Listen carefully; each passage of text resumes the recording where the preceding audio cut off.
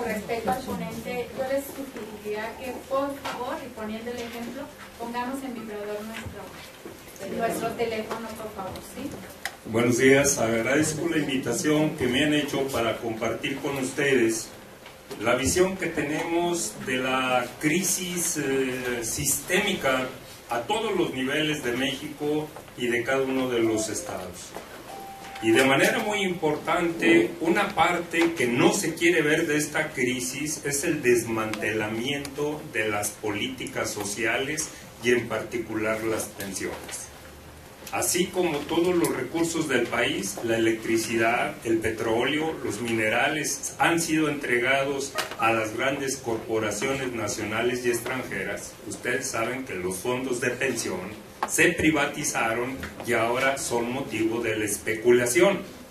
Y que en los próximos años todos los jubilados, en el mejor de los casos, estaremos recibiendo entre un 28 y un 33% de lo que eran las percepciones durante la vida activa.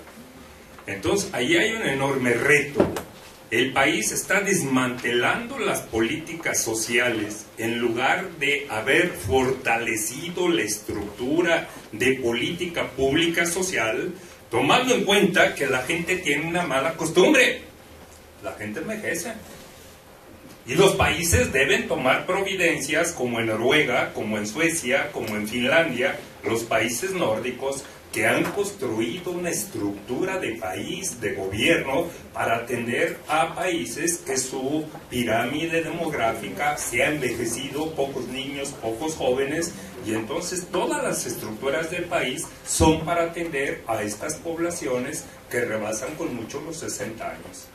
En México se les ha olvidado, entre otras cosas, que envejecemos y que teníamos que haber cambiado la estructura de política social, de educación, de prestaciones, para cuando efectivamente entráramos como estamos entrando en un proceso donde crece la pirámide de edades. Y ahí el lema que yo acabo de escuchar, para quien lucha no hay imposibles, yo diría, si queremos sobrevivir decorosamente, tenemos que luchar. Porque lo que nos están diciendo es que no importamos la mayoría de los mexicanos en este país. Acuérdense que el papá del actual Junior de Televisa, un señor supermillonario con los recursos públicos y muy insolente, decía: en este país solamente importan 200 personas, los jodidos seguirán estando jodidos. Pues lo que pasa es que estos últimos hemos crecido mucho y los 200 se han convertido en 80 o en 60. Entonces, la experiencia que yo quiero compartir con ustedes es que la experiencia de más de 40 años en la investigación y la docencia, y Chema, todavía estamos amargándole la vida a los alumnos, todavía estamos en la docencia, ¿sí? Es que en este país y en el capitalismo, quien no lucha es aplastado. Yo acabo de leer un pequeño librito sobre la India y hagan de cuenta todas las atrocidades que pasan en México por las grandes corporaciones y el gobierno a su servicio en la India, exactamente como si fuera México. Lo único diferente es el idioma, que son palabras muy difíciles de traducir, pero este capitalismo salvaje, o me gusta mucho lo que dice el obispo Vera de Coahuila, la economía de la muerte. Y en la economía de la muerte no importan ni los niños ni los jóvenes, y menos los adultos mayores. Ya produjeron, ya aportaron, ya se acabaron, son desechables. Ese es el mensaje que nos están diciendo cotidianamente. Y en la realidad, los que pasamos de los 60 años ya no somos relevantes, salvo que estemos en el selecto club de Carlos Slim, que se pueden tener 75 años, y que él dice: no, todo el mundo debería trabajar hasta los 70. Bueno, pues si trabajáramos como tú, si tuviéramos 200 personas a nuestro servicio, si tuviéramos vitaminas para los callos, para el cabello, para todo, pues sí trabajamos hasta los 70. Pero cuando la gente ha sido realmente súper explotada, descuidada, y esto en los 60 vienen las enfermedades crónico-degenerativas. Entonces yo quiero compartir a ustedes y quiero empezar con esta lámina. Y esa lámina que ustedes ven es una pintura de Guayasamín. Y Guayasamín es un pintor indígena ecuatoriano. Y es una foto muy dramática que expresa la situación de miseria, la situación de pobreza de América Latina y de México. Si ustedes quieren, eso expresa Ayotzinapa. Si ustedes quieren, eso expresa San Fernando de Tamaulipas. Si ustedes, eso expresa la masacre de Acteal. Y si ustedes quieren, ahí se expresan 63 millones de mexicanos marginados de la supuesta modernidad. A principios de enero en Ecuador, el presidente Correa tuvo una reunión con los demás presidentes del Cono Sur y empezó su presentación con esta foto. Y les dijo, queremos que América Latina siga con este rostro, o queremos ponerle un rostro de una persona amable porque tiene empleo, tiene bienestar y tiene seguridad social. Y yo creo que de alguna manera estamos aquí todos, además de conocernos a las personas que no nos hemos conocido. Hay muchos compañeros de lucha que aquí nos hemos encontrado en los últimos 40 años. Juan, Toño, su esposa, está aquí compañero también. Siempre hemos estado diciendo, nos negamos a que México y Zacatecas en particular siga teniendo este rostro. Y yo creo que la pregunta es, ¿cómo podemos ayudarnos todos para dejar de ser invisibles? ¿Cómo podemos generar una amplia alianza ciudadana y pasar de la indignación a la imaginación y reconstruir este país que lo han venido remodelando solamente para las grandes corporaciones nacionales e internacionales? Y es ahí cuando yo agarro el segundo lema: el que no lucha no sobrevive, o sobrevive aplastado, como nos está sucediendo a la mayoría de los ciudadanos. Es por eso que me tomé la libertad de usar esta fotografía del presidente Correa, porque ese es el reto. Nos negamos a seguir teniendo ese rostro, nos negamos a que estén machacando las pensiones. Resulta patético que nos traten como tontos y que nos digan, el mes pasado el fondo de pensiones tuvo minusvalías. No, eso se llama pérdidas en las bolsas de valores. Pero aunque se pierda, las empresas privadas ganan porque no están administrando las pensiones. Eso, si el gobierno no lo hubiera privatizado, ni tenían por qué arriesgarse, ni tenían por qué estar entregando una parte de las pensiones a estos especuladores. Y en la práctica, las pensiones raquíticas que tiene cada uno de ustedes son pensiones que difícilmente incluso permiten la compra de todos los requerimientos de las medicinas que crecientemente el seguro y el IMSS dicen no hay. Y en los 60 son enfermedades crónico-degenerativas y los medicamentos son 400, 600, 800 pesos. Entonces voy a tratar en 40 minutos de presentar el planteamiento nacional desde el 82 hasta la fecha, cuáles son las perspectivas y un poquito para el caso de Zacatecas, donde como en todo el país, esta dinámica de la economía de la muerte está arrasando todos los derechos, está arrasando todos los recursos y de manera importante el patrimonio histórico de la ciudad de Zacatecas. Por favor, nos vamos. ¿Cuáles son las tesis principales que quiero plantear? La única opción, más allá de los partidos, yo creo que en general en México tenemos dos tipos de partidos, unos malos y otros peores, y ustedes escojan. O sea, yo ahí digo, puede haber personas que como personas sean buenas, pero los partidos están corrompidos con el cáncer del poder, con el cáncer de los propios intereses propios, de distribuirse el botín de las prerrogativas electorales.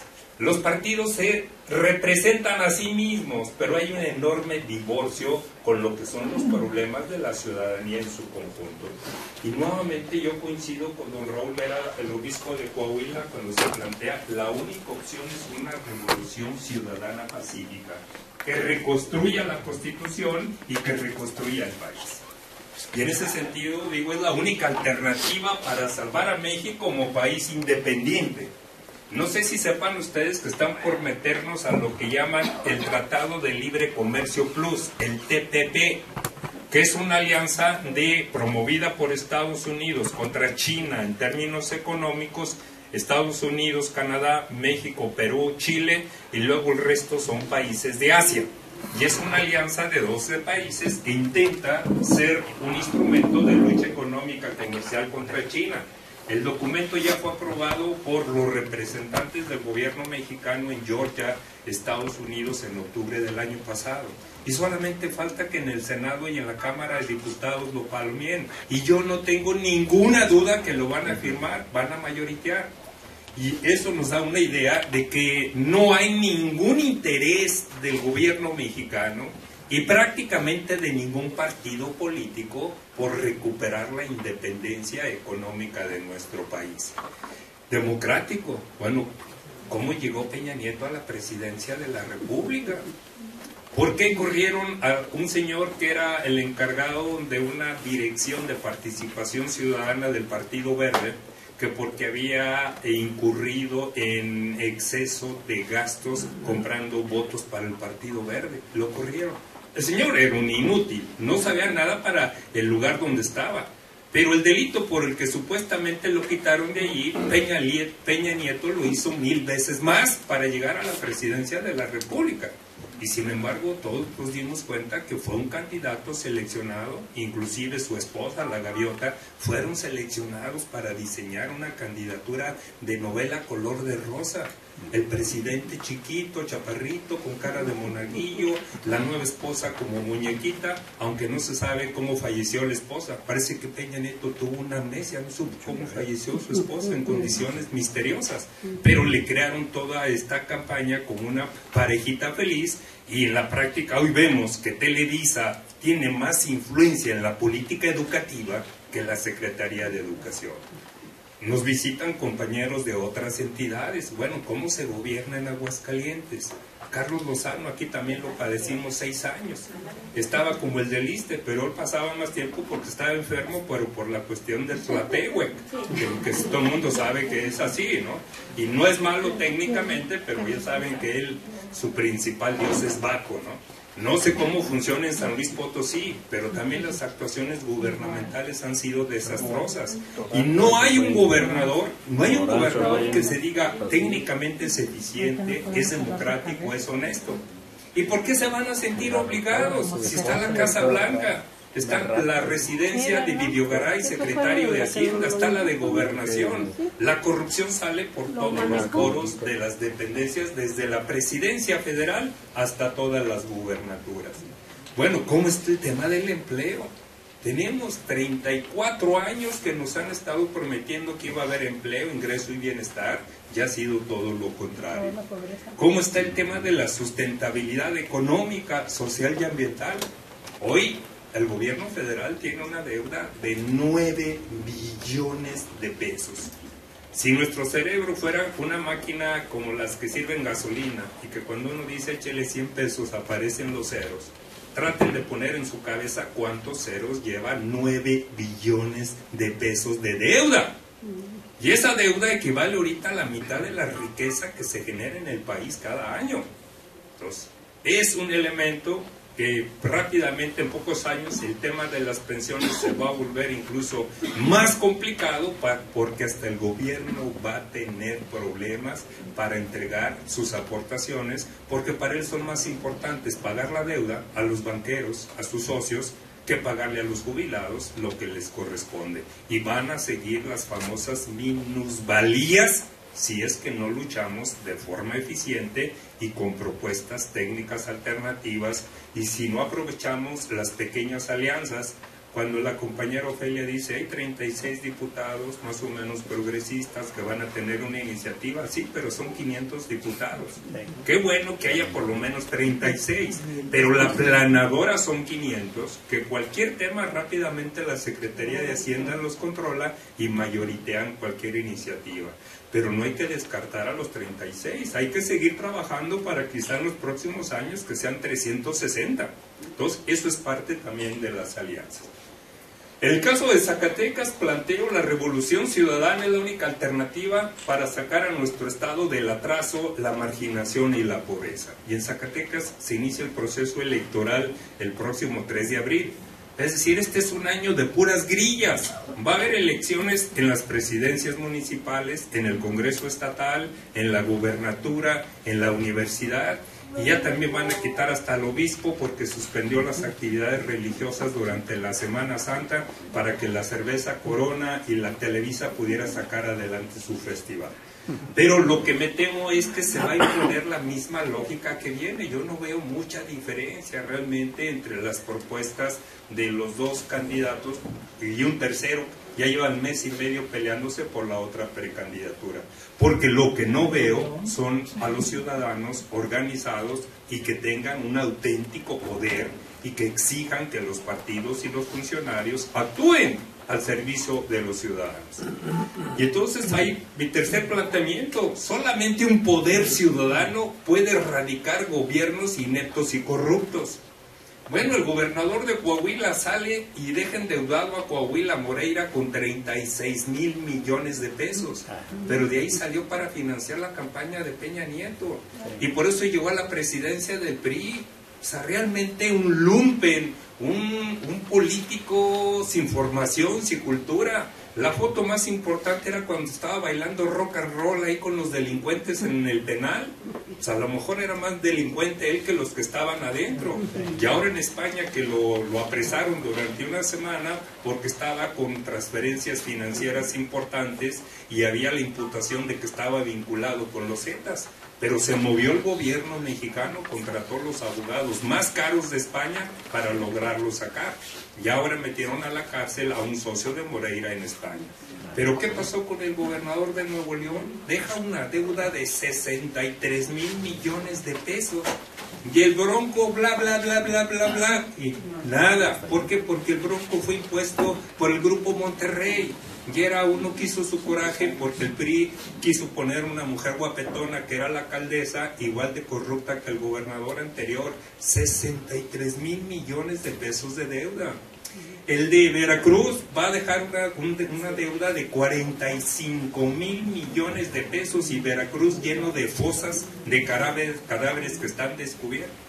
Y no hay ningún elemento en contra de ellos, la impunidad. Y es cuando vemos, ahí está la cultura de la muerte como una política oficial.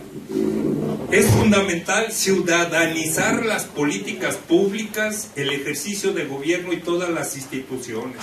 En lo chiquito, ¿ustedes sienten que los regidores de sus ayuntamientos los toman en cuenta? ¿Ustedes sienten que las colonias, que los fraccionamientos, que los barrios populares? Aquí en Zacatecas tenemos por lo menos 40 años con fuertes problemas en el suministro de agua en toda esta zona metropolitana.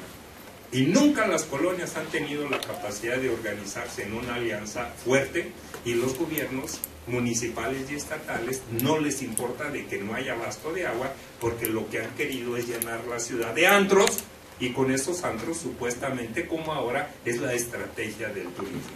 Pero la estrategia del turismo es la estrategia de la muerte: alcohol, drogas, prostitución y violencia.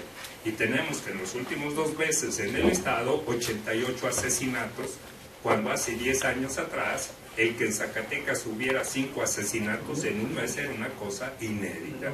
Entonces vemos cómo a nivel inclusive del estado y a nivel de los municipios está la economía de la muerte, en gran medida porque como ciudadanos no hemos logrado organizarnos y generar un verdadero poder popular. Estas son las ideas principales. Nos vamos más rápido.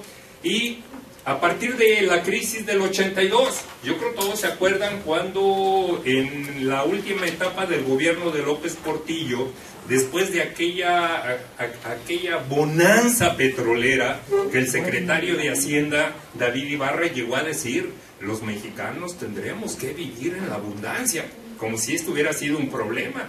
Pero 2 años después, nada más se cambiaba una frase y los mexicanos hemos tenido que acostumbrarnos a vivir en una crisis crónica. Y a partir de la crisis del 82, 15 de agosto, 17 de agosto, una deuda de 84 mil millones de dólares, el gobierno mexicano públicamente le anuncia a la comunidad económica internacional: esta deuda no la puedo pagar. El Fondo Monetario, el Banco Mundial y Estados Unidos le dicen: te vamos a ayudar, pero siempre y cuando cambies el modelo económico. Y entonces el modelo económico va a tener que ser dirigido en términos de que lo que ahora se llama neoliberal. Y lo de neoliberal no es una palabrota. En el siglo XVIII había el economista más importante, Adam Smith, que decía: el mejor gobierno es el que menos participa en la economía. Y se les llamaba políticas liberales, donde el mercado en teoría debería ser el regulador de la economía. Se les llama neoliberales, Milton Friedman, Universidad de Chicago en los 70, porque empiezan a plantear que hay que desmantelar las políticas públicas que llevan a que los gobiernos gasten mucho, existe inflación y luego venga la crisis. Se cae la política, se cae efectivamente la economía mexicana, pero porque desde los años 60 nunca se quiso y se ha querido hacer una reforma fiscal donde paguen más los que ganan más. Hay una señora, Ifigenia Martínez, que toda la vida ha sido del PRD, de la poca gente valiosa y honesta que queda en el PRD, 91 años, y en los años 60 regresó, jovencita, guapetona, como todos nosotros en los 60, y entonces ella que venía llegó a ser la tercera en el Banco de México, y ella muy joven planteaba: en México se requiere una reforma fiscal que pague más quien más gana. Si no, México se va a convertir en un país deudor para siempre. Eso fue hace 65 años. Y sus palabras fueron clarividentes, no porque ella sea una mujer que tenga artes ocultas, es una economista objetiva, es una economista honesta que decía: aquí hay una pata chueca. El Estado mexicano no puede funcionar adecuadamente si no le cobra más impuestos a quien más gana. Y en el documento de Ofelia planteaba: en este país hay 100 empresas que no pagan 500,000 millones de pesos porque tienen un trato fiscal privilegiado.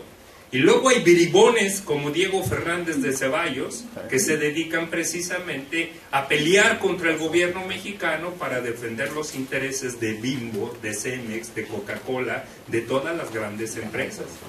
Entonces lo que se planteó fue el nuevo modelo, y nos decían que con el nuevo modelo, en cuanto tuviéramos la estabilidad macroeconómica, México se iba a convertir en una gran potencia, iba a haber empleo, iba a haber crecimiento, iba a haber ingreso y iba a haber bienestar. ¿Y qué es lo que se hace? Se abre la economía, se quitan impuestos, se quitan aranceles, se empiezan a privatizar más de 1,800 empresas, que fue lo que llevó a que Salinas vendiera a precio de remate Teléfonos de México a su padrino Carlos Slim y los bancos a sus cuates. Y entonces lo que vimos en aquel entonces, en el 82, fue la gran crisis de la estructura productiva de nuestro país y cómo había crecido mucha nuestra adicción a la deuda y al petróleo. Fíjense, 82 adictos al petróleo y a la deuda. Por eso de que todavía sigo en la docencia, todavía en mi disco duro, tengo un disco duro, es el de arriba, todavía tengo mis archivos, y yo recuerdo enero de 1982, se desploma el precio del petróleo, crece la tasa de interés y la deuda llega a un nivel que resulta impagable. ¡Ojo!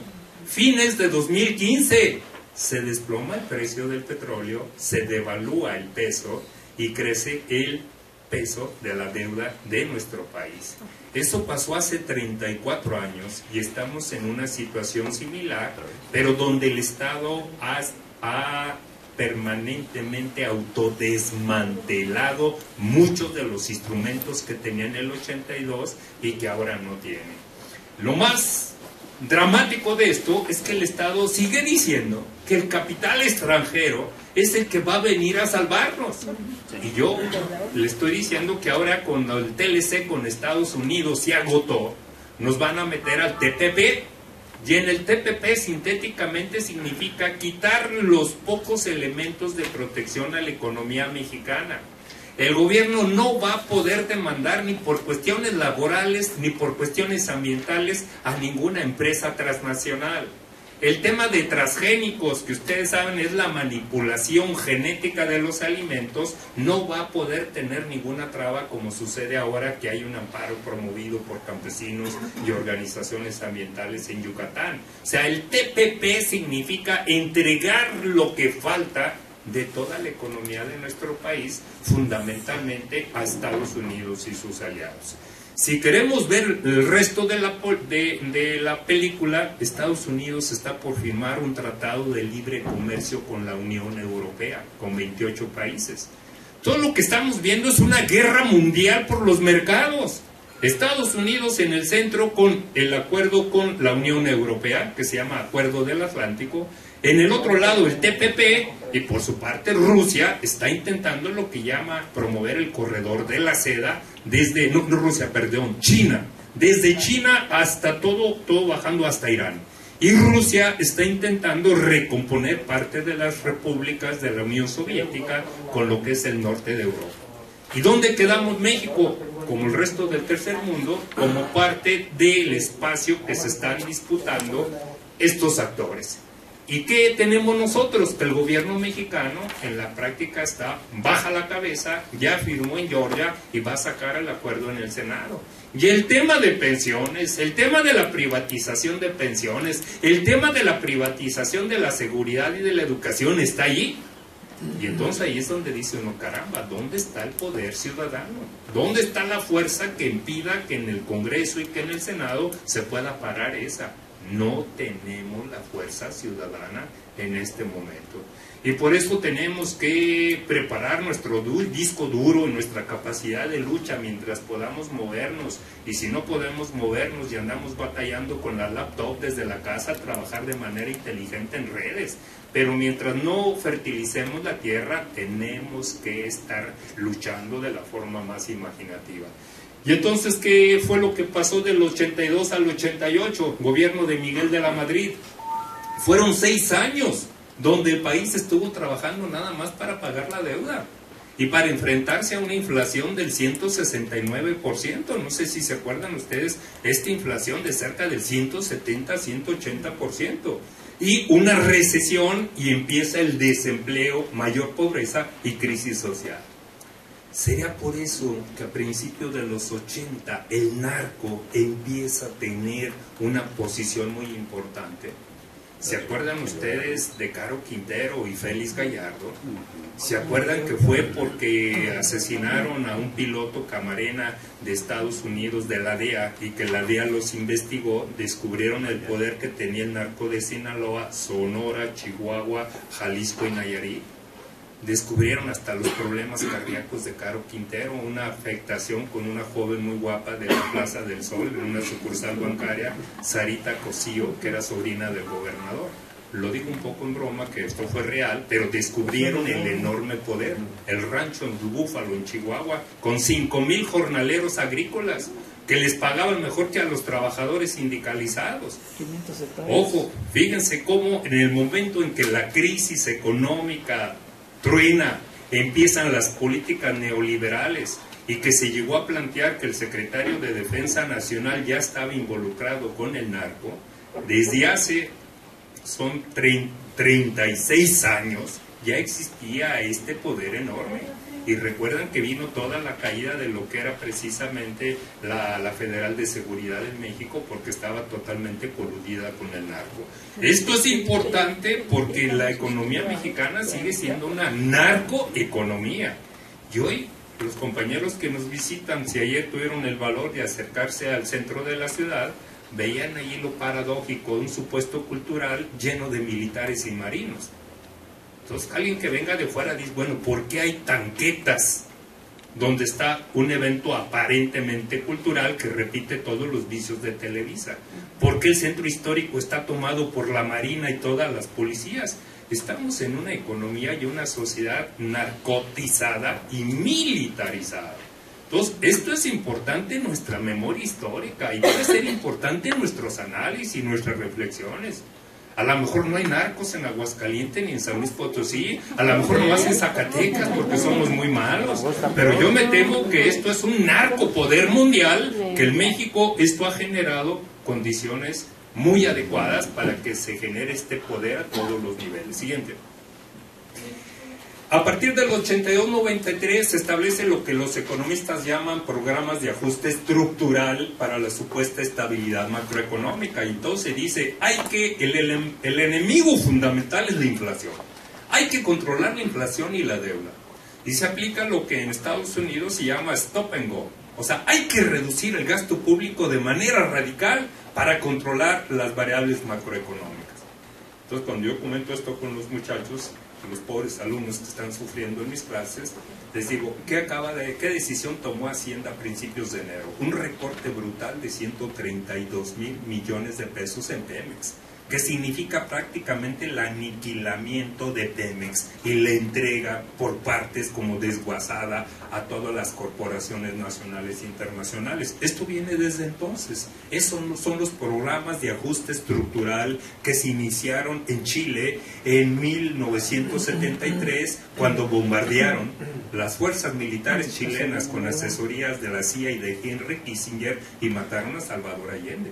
Y a partir de ahí se establecen estos programas de ajuste en el mundo. Hay un libro precioso que se llama La Sociedad del Shock, de Naomi Klein, que es un libro que lo pueden bajar ustedes por internet y ponerlo en su tableta, y nos da una idea de cómo es que se genera todo este poder. La Sociedad del Shock, y ella se llama Naomi Klein. Y ahí se ve todo esto. Entonces llegamos al 88, el proceso electoral. Se ve que pierde el PRI, gana Cuauhtémoc Cárdenas, se les cae el sistema, nunca permiten que se cuenten los votos. Diego Fernández propone que para evitar las diferencias hay que quemar los votos, y se queman todos los votos. Y establecen a Carlos Salinas. Y Carlos Salinas le apuesta al Tratado de Libre Comercio como el gran acuerdo con el que supuestamente iba a llegar una avalancha de inversiones de tecnología, y durante 5 años se la pasa negociando con Estados Unidos y se firma el Tratado de Libre Comercio de forma muy asimétrica. En aquel entonces nuestros colegas economistas sociales, como su servidor de Canadá y Estados Unidos, hacían todos los estudios y decían: la negociación del TLC de México con Estados Unidos es como poner a Mike Tyson contra Julio César Chávez. O sea, Mike Tyson con 120 kilos y Julio César con 54. Una economía 28 veces más grande que la de nosotros. Y luego las negociaciones del Tratado de Libre Comercio, mientras Estados Unidos armaba equipos que parecían de béisbol o fútbol, 10, 12 expertos en un tema, los mexicanos, como somos tan fregones, mandaban un modesto funcionario para que negociara 3, 4 temas. Pues claro que el resultado fue desastroso, y ya preveíamos el impacto que esto se iba a tener. Y el 31 de diciembre del 93, cuando estaban en Los Pinos a punto de celebrar las 12 campanadas, tomándose unas suculentas copas de la viuda de Clicquot, o Moechando, sudar a las copas, les avisan que hay un levantamiento guerrillero en Chiapas con 4 lugares con enfrentamientos. Se le cae la copa a Salinas de Gortari, se le cae el secretario de Gobernación, Patrocinio González, de origen chapaneco, y entonces resulta patético que en cuanto se da el alzamiento en el mundo vía internet, los zapatistas ya están diciendo que se levantaron en armas. Y vemos que el gobierno mexicano no reaccionó hasta una semana después. Ya estaba Cedillo y se reacciona de una manera muy violenta, queriendo bombardear las 4 comunidades. Lo interesante es cuando el gobierno mexicano y el PRI querían anunciarle al mundo que íbamos a empezar a la modernización. Los zapatistas recuerdan un escrito de una página que decía: aquí estamos los ignorados de siempre, los excluidos, los olvidados, los desaparecidos. Ese era más, aquí estamos, este es el México. Y yo creo que esa visión no ha cambiado en el mundo. Yo creo que los gobiernos mexicanos se autoengañan porque en el mundo tienen bien claro el atraso, la miseria y la corrupción de todos los gobernantes. Y entonces se nos pretendió vender el TLC como la panacea, como la varita mágica, que iba a ser una modernización, que no iba a haber necesidad de endeudamiento, que la industria iba a crecer en todo el país, que ya no solamente íbamos a exportar petróleo y que el gobierno se iba a reducir mucho. Y se establece este modelo neoliberal, pero no solamente son cambios económicos, y sus reclamos son justos. El neoliberalismo significa cambiar institucionalmente todo el país, y de manera especial las relaciones laborales. No hay reforma educativa, es una reforma laboral, y aquí la mayoría son del magisterio. es desmantelar las relaciones laborales, es desmantelar el contrato colectivo, es acabar con lo que se llamaba la antigüedad ganada con los tiempos, con los años de carrera.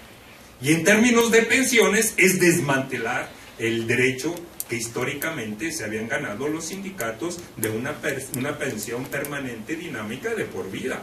Esa es una parte muy importante que no debemos perder de nuestro análisis. El neoliberalismo significa destruir el viejo andamiaje del Estado social con las limitaciones que se tenía. Significa ir desmantelando el sistema de seguridad.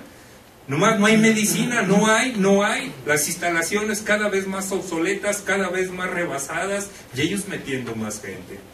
Y entonces la privatización de la banca fue fundamental. Cómo el gobierno rescata a la banca, tiene que invertir creando el FOAPROA 100,000 millones de dólares que hemos estado pagando desde el 95-96. A lo mejor alguno de ustedes ha tenido un pequeño negocito vendiendo zapatos, una tiendita de zapatos, de ropa, una miscelánea, y si han quebrado, no les han hecho un mini FOAPROA. Tú invertiste, tú quebraste, es tu problema. Pero como los bancos siempre estaban asociados al gobierno mexicano, los rescatan, los sanean y luego los vuelven a vender, especialmente amigos y familiares de Carlos Salinas. Y yo pongo el ejemplo de Carlos Helu, que fue compañero del equipo olímpico de equitación de Carlos Salinas, que le vende Banamex a precio de remate. Y después Harp Helu vende Banamex en 11,000 millones de dólares sin pagar un peso de impuesto. Nosotros vamos a Soriana, compramos unos calcetines o unos calzones, unas medias, y ahí está el 15% de impuesto, lo que sea. No, estos señores les sanearon la banca, se las entregan a precio de regalo, las venden a un precio aproximado al real 11,000 millones de dólares y no pagan un peso de impuesto. Esto es toda la privatización del país. Y vienen los cambios al artículo 27 constitucional. En los que son profesores, les tocó y profesoras andar en las comunidades rurales. A Chema le tocó bastante desde su tierra en San Luis Potosí y los demás, y ahí se ve. ¿Y qué era el artículo 27 constitucional? No era solo la superficie de la tierra, era el análisis de Estados Unidos. En las regiones campesinas, indígenas, en la tierra hay bosques, hay agua, hay minerales, hay petróleo, hay gas, hay materiales radioactivos, y se puede generar energía eólica y se puede generar energía solar. Los campesinos y los indígenas son incapaces para poner en valor, ¿qué es lo que quieren decir? Para aprovechar, entonces hay que privatizar. Y fue en el gobierno de Carlos Salinas cuando se modifica el artículo 27 constitucional, y de manera muy importante la ley minera. Y en la ley minera se pone que la actividad minera es prioritaria sobre cualquier otra función en el país. Y entonces ahora que Peñasquito está destrozando aquí en Zacatecas, el norte del estado, y acabando con toda el agua, llevándose 4,000 millones de dólares cada año, uno se enoja, se indigna, puede hasta decirles una palabrota, y Peñasquito nos puede decir: yo estoy actuando de acuerdo a tu constitución. Ustedes modificaron la constitución. Tus gobernadores fueron a buscarme a Canadá y ellos me trajeron. Cuando quieras que me vaya, cambia tu constitución. O sea, vean cómo está ese poder. Y es lo mismo que nos decía esta mujer economista del librito que me llegó el fin de semana de la India. El comportamiento es exactamente el mismo. O en Honduras, donde mataron a esta Berta Cáceres, la ecologista, porque estaba luchando en contra de las grandes compañías mineras. Todo eso es resultado del cambio en la legislación. Vean ustedes cómo las grandes corporaciones tienen una visión de transformar radicalmente no solo la economía, todas las leyes, todas las instituciones, para que se adecúen a sus intereses. Y por eso hay economistas radicales en Estados Unidos como James Petras, que si ustedes lo googlean tiene muchos trabajos y va a venir en mayo, y él dice: lo que tenemos es un imperialismo del siglo XXI. Y este imperialismo es el que explica estas cuatro fuerzas que yo les decía: el proyecto de Estados Unidos con aliados en Europa y con aliados en Asia, pero luego también el proyecto chino. Y los chinos, que es una paradoja de la historia, con un partido comunista al frente, pero con una estrategia imperial. Los chinos hacen lo mismo que Estados Unidos en África. Y los chinos ya están compitiendo con Estados Unidos en países como Perú. ¿Por qué creen que les tumbaron aquel Dragón Market en Cancún cuando ya estaba autorizado?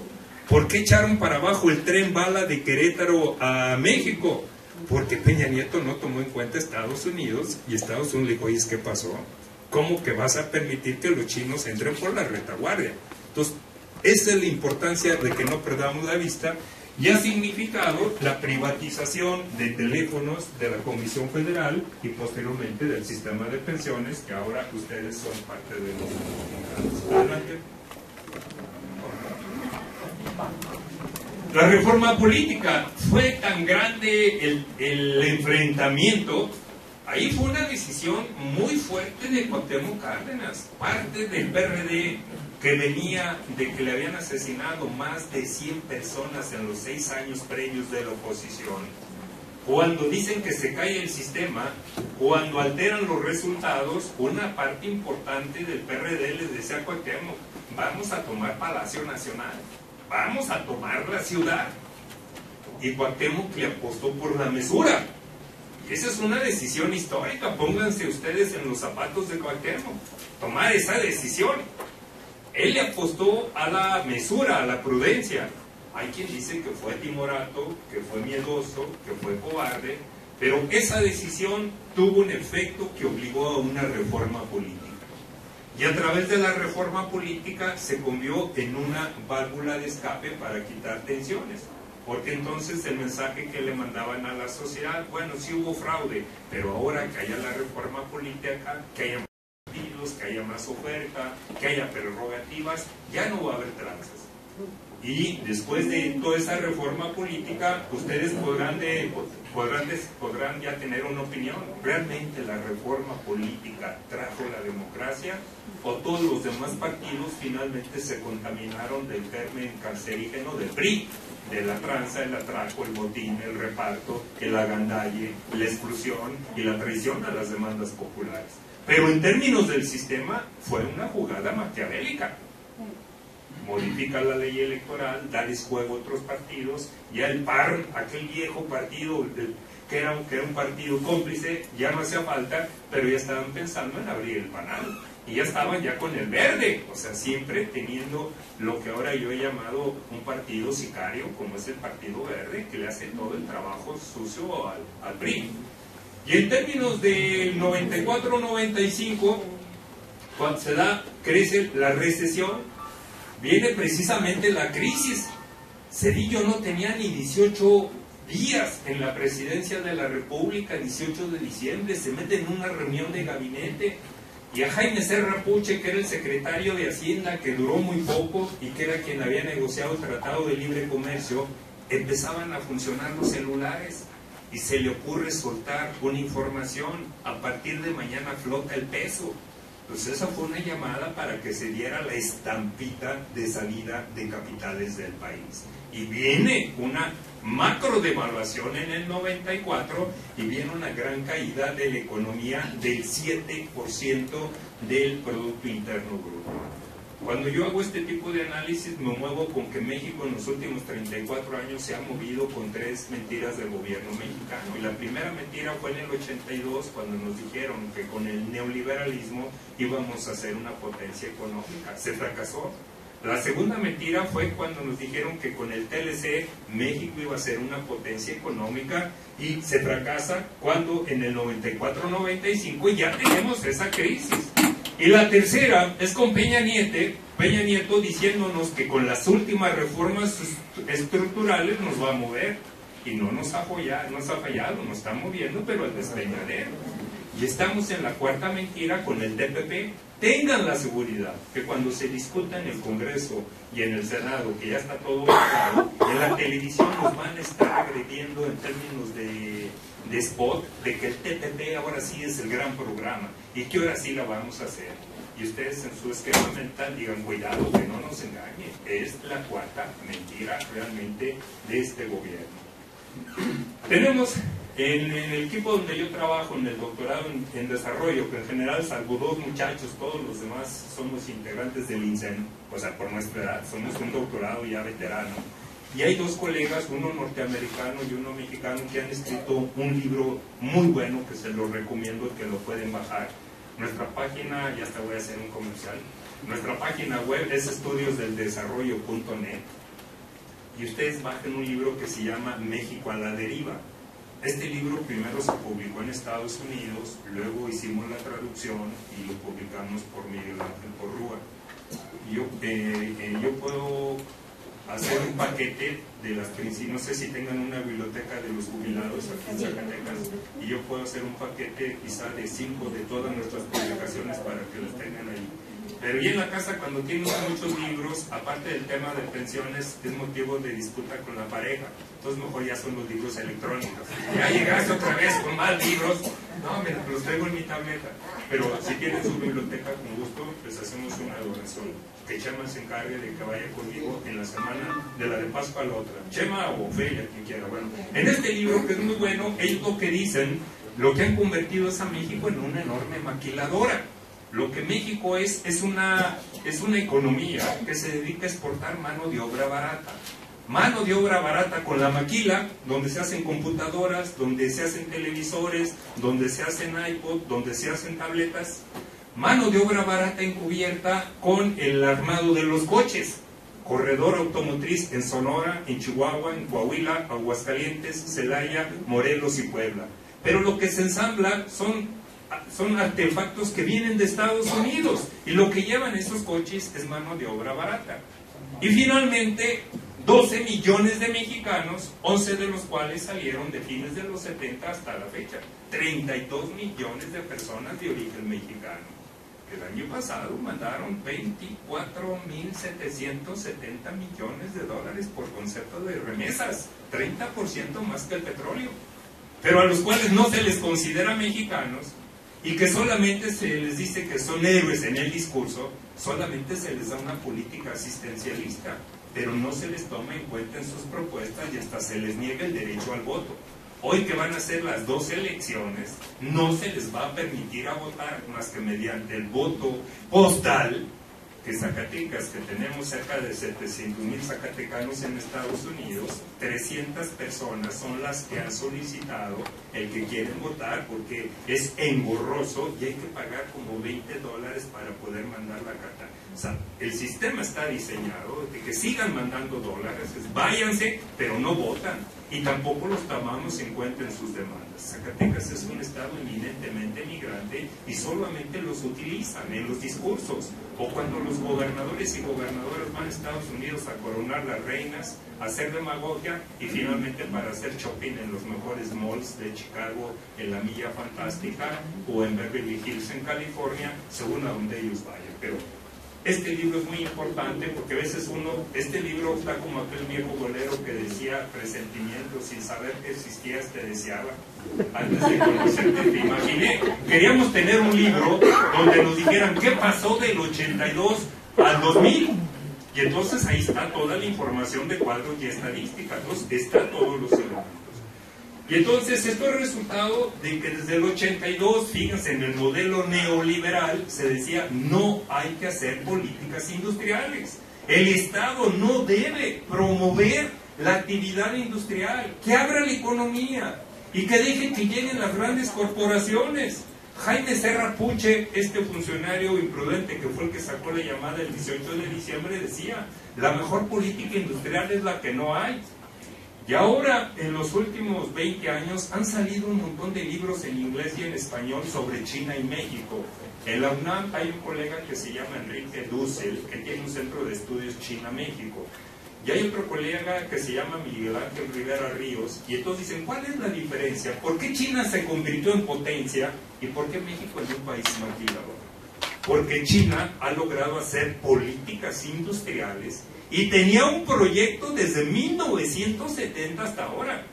En el 70-71, cuando Nixon visita la muralla china, en la Unión Soviética se pusieron furibundos y con chorrillo varios días, porque como un país comunista llevaba al presidente de Estados Unidos a China. Los chinos tenían ya una visión de que en 50 años se iban a convertir en potencia económica. Nosotros estábamos empezando la carrera de economía y nos burlábamos, éramos tan ignorantes, todavía, pero a lo mejor un poquito menos ahora. Pero decíamos, esos chinos no sé qué fumaron, que quieren ser potencia económica. Obvio. Pues el proyecto que tenían lo han ido. ¿Y cuál fue su base? Nunca dejar el control de la economía. Ir abriendo progresivamente cuando la economía se estaba fortaleciendo, especialmente en las zonas económicas. Educación, tecnología como ejes. Entonces uno dice, ¿qué ha pasado con el control de la economía de México? Yo lo he dicho sintéticamente, desde el 82 se abandona, se abre, y son los monopolios los que van definiendo, y se va cambiando la Constitución para que eso sea ley. Y viene el tema de la educación, y ustedes saben el desastre que tenemos en el sistema educativo. Y en el tema tecnológico, y estos sinólogos, así se le llama a los que son expertos en China, lo de chino, lo de che se cambia por una S, sinólogos. Dice, la gran diferencia es que China desde los años 70 dijo educación, ciencia y tecnología como el elemento de transformación de la economía. Y aquí tenemos 50 años donde el sistema educativo no ha logrado articularse de manera correcta, ni con la economía ni con la sociedad, porque es un soporte del sistema electoral y es un soporte del control de los ciudadanos. El sistema educativo no es para formar ciudadanos libres que participen activamente, es para formar mentes subordinadas, mentes que estén pensando en consumir, consumir, consumir. Y por eso la asociación Televisa, Sabritas, PRI, Gobierno, que los ciudadanos sean consumidores. Si son niños que estén comiendo gancitos, galletas, Coca-Colas y viendo la tele. Si son adultos que estén también idiotizados viendo fútbol o cosas porno, tomando chela y tomando papitas y ese tipo. Pero que no piensen.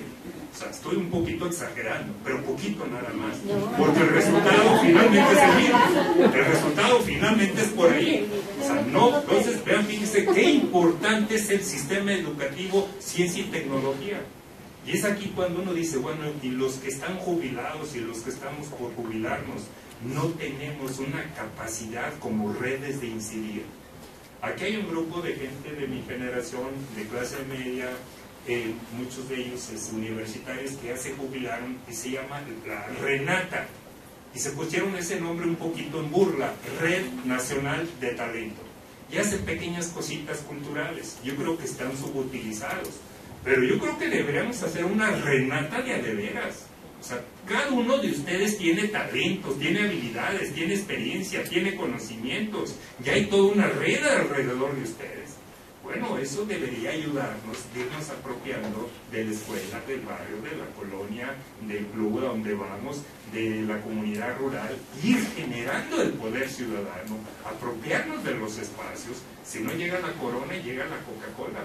¿Cuántos changarros están de lámina financiados por la Coca-Cola y la Corona? Nuestros nietos nacen y ya ven la Corona y la Coca-Cola como si fuera algo natural.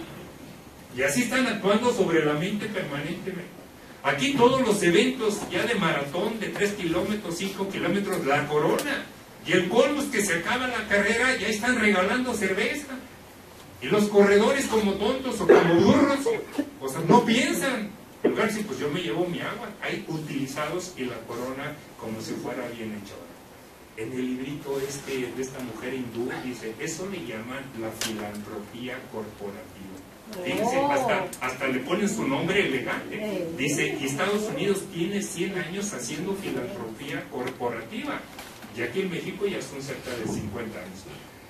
Está la importancia de todo eso. Y entonces, ¿qué es lo que tenemos? Que la economía de México en general, lo que les ofrece a los inversionistas extranjeros es trabajo barato.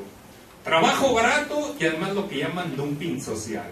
Aquí pueden venir a destruir, como en San Luis Potosí, el cerro histórico que estaba junto a la ciudad, con toda la impunidad, violando toda la normatividad y no se hace nada. Y ahora los mismos bribones están intentando hacer un cementerio radioactivo entre San Luis Potosí y Zacatecas para que vengan los desechos radioactivos que no quiere tener Estados Unidos en su país y tenerlos acá. Entonces es el trabajo miserable, el no respeto a las leyes ambientales y el destruir toda la naturaleza impunemente, lo que le están ofreciendo al capital internacional. Adelante. Y lo que hemos visto en la práctica, que se reduce la inversión pública, pero no crece realmente la inversión privada. Y entonces lo que tenemos es un desempleo crónico y una precarización creciente. Voy a irme rápido en esta lámina. ¿Y qué tenemos hoy en México? 63 millones de pobres, 12 millones de pobres extremos, y dentro de esos 12 millones hay 7 millones que viven con 32 pesos. Bueno, ustedes piensen, esas familias de gente que sobrevive en la calle, ¿qué puede comprar un matrimonio que tenga 3 niños? Piensen las parejas otomís con frecuencia. Como quiera hay una relación conyugal ahí y hay mínimo 2, 3 niños. Porque la pobreza no impide el cariño. Y a lo mejor no hay tele. O sea, que parece que hay una correlación perversa entre pobreza y más hijos. No, es una tendencia para sobrevivir. Entre más hijos tengas, aunque sean pobrecitos todos, tienes más mano de obra, vendes más chicles, vendes más semillas, tienes más guachangüer. O sea, esa es una lógica del capitalismo. Y aquí hay un dato, hay una librería que yo les recomiendo que visiten en Madrid electrónicamente, se llama Traficantes de Sueños. Más ponga Traficantes de Sueños en Madrid. Y hay un libro que se llama La precarización laboral en Asia. Y lo que nos dice, en Asia ahora, el capitalismo en Asia no genera trabajo para más del 30%. Bueno, pues en México no hay trabajo formal más que para el 40%. Entonces se llama Traficantes de Sueños y ellos tienen lo que se llama copyleft. Hay muchos libros que ustedes pueden bajar gratis. Y luego ya hay reseñas de libros. Pues a lo mejor sí, esta coalición de jubilados funciona muy bien cuando tengan la certeza que hay un buen libro que no está copyleft. Si nos cooperamos, lo mandamos pedir, se comunican con un muchacho que se llama Oscar allí, o con Viviana, que no está tan muchacha, pero igual de servicial, piden su libro y luego lo fusilamos todos, no lo copiamos, y ya lo salen muy barato. Pero entonces, en ese libro que viene ahí, siempre están sacando cosas muy interesantes. Esto es implacable. Hoy en el mundo no se genera trabajo para más del 40%. Entonces, como tendencia, se está haciendo una bomba de tiempo con la cantidad de desempleados en todo el mundo. Y esto explica por qué cuando uno llega a la Ciudad de México, Central Norte, Central Sur, es vendedores ambulantes en todo el Valle de México. No es como en los 70 que uno le llamaba la atención que en las aceras vendían cosillas. No, no. Hoy bajen por Central Norte, Central Sur, por donde lleguen. Todo es un ejército de gente que sobrevive en la economía informal. Y Gurría dice, Gurría del equipo de Salinas de Gortari, que se jubiló a los 46 años de Nacional Financiera, con una de las jubilaciones más altas, que seguramente con su jubilación podríamos sobrevivir todos nosotros de forma decorosa los próximos 50 años. Pero pues la fortuna no nos sonrió como a Gurría, y que ahora está en París. Y Gurría no le da vergüenza decir, México es el país con mayor desigualdad. Y es el primer país en corrupción. Si hubiera justicia divina, se hubiera ahorcado con su propia lengua, porque es del equipo de Salinas de Gortari. Y es el que está planteando que se vuelva a modificar el sistema de pensiones. O sea, adelante. Y entonces hay también economistas, incluso son economistas que en algún tiempo medio le sirvieron al país, un zacatecano, Carlos Tello, de la familia Tello, que ahora últimamente se escucha un pito por aquí, porque un sobrino nieto de él, no muy visto por cierto, dicen sus propios partidarios, y del equipo de Miguel Alonso, es uno de los candidatos a la gubernatura. Pero Rolando Cordera es un personaje, es un economista que tiene mucha presencia en la UNAM. Y ellos dicen, está tan mal el país que se requiere reformar las reformas. Pero entonces esto implica que ustedes utilicen un esquema analítico crítico, y es cuando ya por el tiempo que tengo en la investigación he podido ir armando mi esquema. Digo, 3 ya deben ser las 4 mentiras. La mentira del 82, la mentira del TLC, la mentira de Peña Nieto, primero con las modificaciones energéticas y la cuarta con el TPP. Es profundizar más de lo mismo. Si ustedes hacen un mal diagnóstico, el resultado siempre va a estar equivocado. Y lo que nos han dicho falló en el 82, falló en el 94, falló en el 2000, falló en el 2014 y está fallando ahora. Y es ahí donde estos economistas de la UNAM nos dicen, hay que reformar las reformas. Entonces, me voy muy rápidamente con esto, porque Peña Nieto finalmente lo que vino a hacer es lo que faltaba. No solamente privatiza el energético, el petróleo, el gas, que es real. Hoy da vergüenza que andan en el mundo vendiendo todas las zonas petroleras, como los varilleros que antes andaban en las puertas tocando. Oiga, no quieren que le venda un mandil, no quieren que le venda un par de medias, no quieren un suétercito. Así andan los funcionarios mexicanos, la mayoría junior, ineptos y corruptos. ¿Quién estaba al frente de Petróleos Mexicanos? Un junior, Lozoya, cuyo padre fue el director del ISSSTE durante el gobierno de Salinas de Gortari, porque había sido amigo de Raúl Salinas, estudiando en Inglaterra y en París. A nosotros nos tocó, por cosas del destino, en 1975, un verano, haciendo un curso de capacitación en la UNAM, y que nos diera clase Raúl Salinas y Emilio Lozoya padre. Afortunadamente no se nos pegó nada. Pero entonces llega el muchacho, y este muchacho era parte del consejo, muy jovencillo, pero por las tranzas, de OHL. Y OHL es la empresa constructora española que durante el gobierno de Peña Nieto ganó 10,000 millones de pesos en el Estado de México. Y OHL fue el que le construyó la Casa Blanca. Y OHL iba a construir el tren rápido. Y OHL acaba de construirle el hangar presidencial con un costo de 1,000 millones de pesos para el avión presidencial más caro del mundo. Este muchacho inepto corre el año pasado 14,500 trabajadores y había contratado 300 técnicos con el mismo perfil, puro junior, pura gente recomendada, y había gastado 4,500 millones de pesos comprando 2 helicópteros y comprando un avión. Fíjense la ineptitud de todo esto. Supuestamente en aras de la eficiencia de la competitividad, se nos decía, y ahora que privaticemos Petróleos Mexicanos con el gas y el petróleo, va a haber ahora sí una avalancha de inversión, de tecnología y empleo. Y nuestro disco duro decía, carambas, ¿cuándo escuchamos eso? Pues con Salinas, 91, 92, 93, todos los días, y no llegó nada. Y patéticamente logran el acuerdo donde prácticamente todos los partidos lo avalaron y no se dieron cuenta que el mercado de petróleo estaba saturado, que había un exceso de petróleo en el mundo y de gas, y que el precio se iba a caer. Y todos dice uno, pues no, que basta que la gente se vaya a hacer un doctorado a Harvard, a Yale, a Chicago, a Columbia, y que regresen sabios. No, tampoco los que van al Vaticano se hacen santos. Y resulta que están igual de brutos, o más brutos, que la gente que no ha salido de México, pero que es inteligente y que no maneja ideológicamente. ¿Cómo fue posible que no se dieran cuenta que el mercado de petróleo se iba a desplomar? ¿Cómo fue que no se dieron cuenta que de $100 el barril iba a caer a 18? Es lo que se supone que deben conocer ellos. Y a veces nos presumen que porque son muy buenos en cuestiones matemáticas y estadísticas saben más que nosotros. Y no fue así, porque lo mismo les pasó en el gobierno de López Portillo. No manejaron el tema de la tasa de interés, no manejaron la deuda y no manejaron el precio del petróleo. Y ahora empezamos el año nuevo con que se desploma el petróleo, crece la tasa de interés y se devalúa el peso. Y recortes en todo el gobierno federal.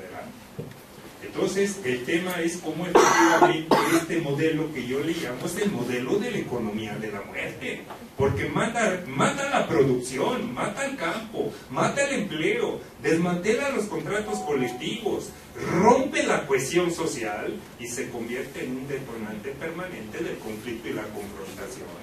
Y ante eso, el narco se convierte en una justificación para sacar al ejército precisamente en diciembre del 2006, y con el pretexto del narco, hoy la vida nacional está militarizada.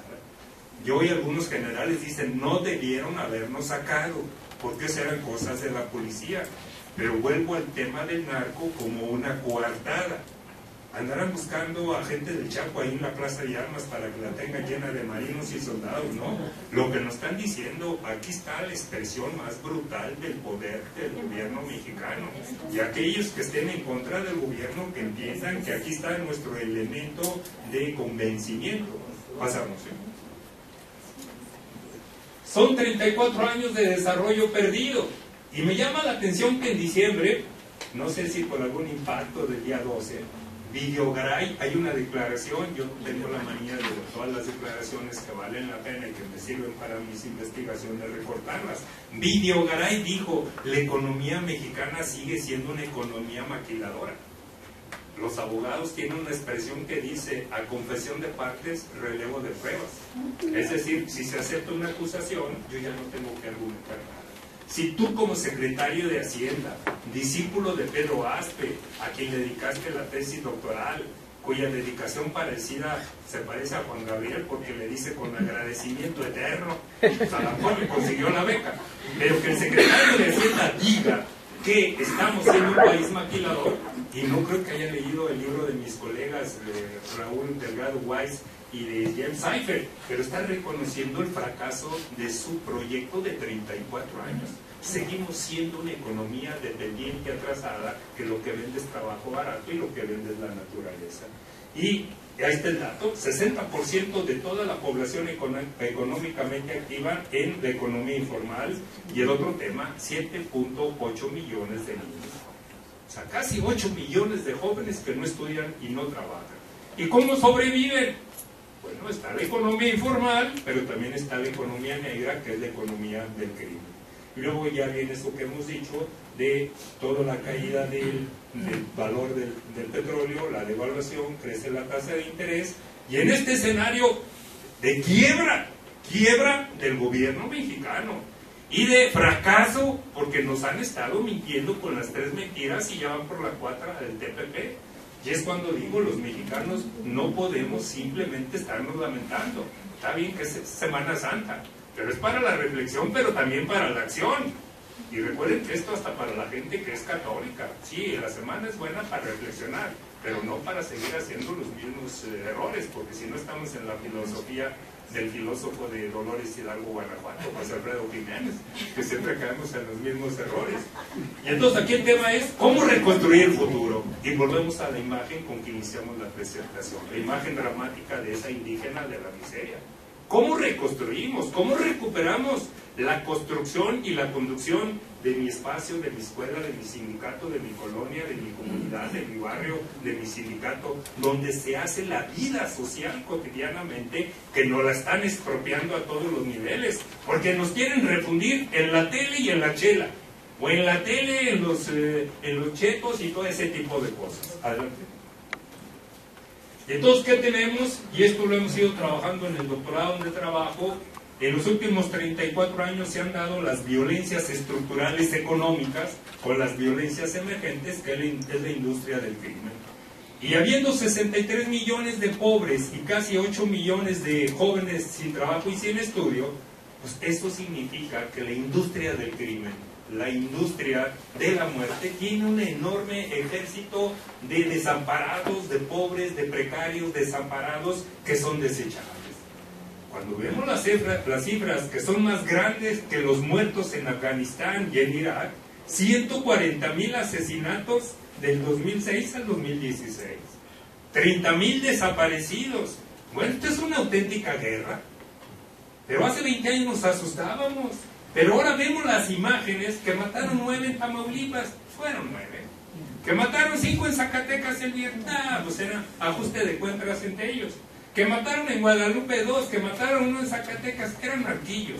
Fíjense cómo hasta en términos de percepción han ido modificando nuestra percepción de que son eliminables. Aquí al gobernador le dicen, oye, es que ya casi son 100 asesinatos en 2 meses. Sí, pero es ajuste de cuenta entre ellos. Ah, no eran seres humanos. Ay, no se ha investigado. Y si fueran campesinos, y si fueran transeúntes que iban de Saltillo a Zacatecas y por equivocación los asesinaron. Bueno, todo lo que vemos que se está institucionalizando la violencia, la corrupción y la impunidad. Y lo que tenemos desde Peña Nieto a todos los gobernadores y la mayoría de los alcaldes es un gobierno cleptómano. Son gobiernos rateros, ineptos y corruptos. Y aquí en Zacatecas tenemos la prueba. Y entonces lo que estamos padeciendo en el país son las reformas salinistas y peñistas, la privatización del país, la privatización del territorio nacional, de sus recursos. Y yo quiero resaltar la privatización de la Constitución. Por eso, ¿cómo podemos decirle ahora a Peñasquito o a la Corona, que está acabando con el agua de Zacatecas, que este gobernador le regaló una obra por 800 millones de pesos poniéndole un gasoducto, que criminalmente lo pasó por el medio de la ciudad del gasoducto cuando debió haberlo pasado 10 kilómetros allá por el cerro y se los pone en la puerta? ¿Cómo podemos decirles, lárguense?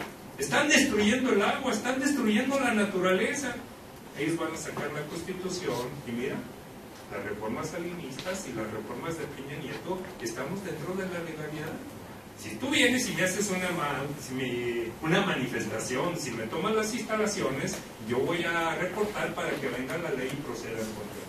Y vemos lo que hay, las cárceles llenas en todo el país de dirigentes campesinos e indígenas por luchar en contra de estas empresas. Hay 4 millonarios, entre ellos Slim, que controlan el 50% de la riqueza nacional. Entre estos 4 millonarios no podrán poner el siguiente presidente. Estos 4 millonarios, ¿cuántos gobernadores pondrán?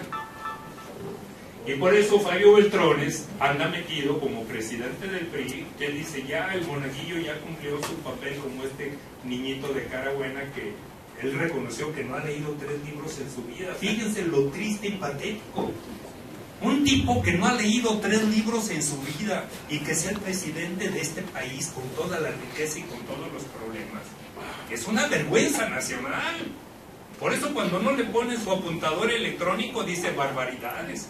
A mí un colega del CIDE me regaló un mapa precioso donde están todas las burradas que ha dicho, como Boca del Río, capital de Veracruz, el estado de Lagos de Moreno, el estado de Tijuana. O sea, barbaridades que un niño de primaria no comete. Bueno, ¿cómo pasó la primaria, la secundaria, la prepa? Pues es la expresión más acabada, pero realmente es un hombre de paja de las estructuras del poder. Y entonces, pero vean la dimensión de la riqueza. 4 personas controlan el 50% de la riqueza de este país. Y cada año en Davos, Suiza, hay una reunión de los banqueros y de la gente más rica del mundo. Los presidentes de México en los últimos 30 años ahí van para anunciar sus propuestas. Y lo que Peña anunció es que van a seguir vendiendo Pemex. Y lo dijo abiertamente, las privatizaciones serán irreversibles. Quiere decir, el petróleo ya dejó de ser de los mexicanos, la electricidad dejó de ser de los mexicanos. En este momento las empresas privadas de electricidad, fundamentalmente españolas, muy favorecidas por Calderón y por Vicente Fox, generan el 46% de toda la energía eléctrica. Y está el tema entonces de que tenemos también un bloque de poder de estas grandes corporaciones que están por encima de todos los ciudadanos. Adelante. Y aquí, pues uno tiene que pasar de la indignación a la revolución ciudadana. Los mexicanos somos muy dados a echar palabrotas, nos sirve de catarsis, a lo mejor no nos hace daño, no se nos derrama la bilis, como decían los abuelos, pero no hacemos nada. O sea, maltratamos, pues podemos decir las palabrotas, pero no construimos. Y por eso aquí el reto es pasar de la indignación a la revolución ciudadana. Y enfrente lo que tenemos, que ya esta economía de la muerte está en la Constitución. Y lo que nos damos cuenta es que los políticos y los partidos no nos representan. Y entonces lo que se requiere es armar diferentes redes nacionales. Hay redes en Chiapas, redes en Oaxaca, el obispo en Coahuila, hay redes en Chihuahua, hay redes quizás en sus entidades, pero no hemos logrado articularnos. Y armar un proyecto que sea la lucha por la soberanía nacional, por la democracia, por el empleo, por la alimentación, la salud, la educación. Eso no está en la agenda. Lo que está en la agenda pública es asistencialismo. Hay el padrón de los más pobres, se les da su tarjeta, están controlados, tienen que reportarse con Cedesol permanentemente con la justificación de que deben hacer actividades solidarias, pero es para decirle, cada vez que vengas por el cheque, aquí el Big Brother te está viendo. Y los de las becas de los muchachos te estamos controlando. Y te las podemos retener como en Zacatecas 2, 3 meses para jinetear los centavos y luego ya cuando haces una presión te las entrego. Pero no hay estas políticas realmente de pleno empleo, de alimentación para toda la sociedad, de salud de calidad y para todos, y una pésima educación en general, y lo que ustedes saben mejor que yo, cómo está el tema de las pensiones, que están cada vez siendo agredidas, mutiladas, reducidas, y el tema también del medio ambiente. Pasamos a la siguiente. Y entonces, ¿cómo despegar la revolución ciudadana? Y aquí está la idea esta, voy a la parte final. ¿Cómo articularnos? Hay otro dominico, menos conocido que el señor Raúl Vera, se llama Miguel Concha. O a lo mejor ustedes lo leen en la jornada, pero no saben que es dominico. Es un señor alto, como de 1,90, típico clase media, muy blanco, también ya de cabello blanco, pero lo ven vestir. Me ha tocado verlo que hasta se le cayó la hebilla del cinto y le hizo un nudo. Y luego cuando me practica, yo lo conocí hace 25 años y me dicen que es uno de los teólogos más importantes de América Latina de la liberación, de la teología de la liberación. Dice, y cuando Lozano Barragán fue un obispo que estuvo aquí en Zacatecas, era un aristócrata, tenía la mejor cantina de Zacatecas, porque era un sibarita. Se echaba el vinillo ese que utilizan a la hora de consagrar. No, pero el vino bueno estaba en su casa. Y traía goche del año, y traía, o sea, era realmente un aristócrata. Entonces, Lozano Barragán tenía fama que era teólogo. Entonces dice, no, teólogo realmente fuerte es Miguel Concha. Ya después empezamos a colaborar y eso nos tocó estar incluso en seminarios en la frontera de Texas con Estados Unidos. Y él tiene un movimiento muy amplio que se llama Red de Redes Ciudadanas. Entonces, si ustedes me dijeran con qué actores, con qué redes vale la pena articularse, con las que ustedes quieran. Pero son estas dos redes, la que promueve don Raúl Vera en Coahuila y la que promueve el dominico Miguel Concha, son personas honestas, con 50 años de lucha permanentemente por la democracia y por la justicia social, y que no están articuladas a ningún partido político. Y yo creo que este tipo de coaliciones son coaliciones que tienen que ser apartidistas, que como ciudadanos cada quien vota por quien quiera, pero que no sean utilizadas por ningún partido político. Platicar con todo el mundo, pero que no se trepen en este tipo de organizaciones. Si son partidos y políticos serios, que trabajen por las temáticas como la de los pensionados, de los jóvenes, porque si se partidiza, rápidamente tenemos más enemigos de los que ya normalmente cargamos con ellos, porque unos más, otros que menos, siempre hay gente que tiene diferencias con nosotros. Entonces ahí está el elemento, y es cuando yo planteo esta articulación de redes es fundamental para recuperar el control del país y para ir avanzando en tener una participación realmente en el municipio. Aquí es escandaloso que un regidor gane 60,000 pesos al mes, y es una bola de inútiles que no hacen nada. Que un diputado local gane cerca de 100,000 pesos y que en general no se preocupen por las cuestiones sociales. Hay un pequeño sector de diputados democráticos, junto con el ingeniero Santos, nos ha tocado estar colaborando, y no es fácil, porque incluso a veces los partidos de ellos también les dicen, no te juntes con el ingeniero Santos porque es un talibán, y menos con el maestro García, que es otro. O sea, como las mismas estructuras partidarias los jalan y les dicen, no nos comprometas. Son definiciones personales, pero el tema de las alianzas es un tema importante. Adelante. Entonces ahí están todos los movimientos que hemos visto, sindicatos, magisterios, organizaciones campesinas. Ahí está la Asamblea Nacional de don Raúl Vera, el Magisterio Democrático. Yo creo que el Magisterio Democrático es el movimiento social más fuerte que ha dado la cara frente al sistema, y por eso resulta patético hace 3 meses que para la evaluación de la reforma educativa 5,000 soldados en Oaxaca. ¿Dónde se había visto que para hacer una evaluación se utilizaran 5,000 soldados? Pues no es la evaluación educativa, es el desmantelamiento del contrato colectivo de trabajo. Entonces ahí está toda la lista, y todo lo que digo al final, nuestro reto es de la resistencia, de la indignación, del coraje, a la construcción de un nuevo México. Esto lo hemos empleado, decir, de la indignación a la imaginación. Y es cuando digo, hay que utilizar la renata, pero no como palabra de juego.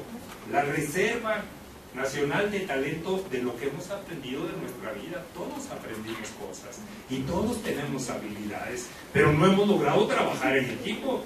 Y entonces esto implica trabajar en red desde nuestro sindicato, nuestra colonia, nuestra escuela, nuestra comunidad, desde nuestra propia familia. Adelante.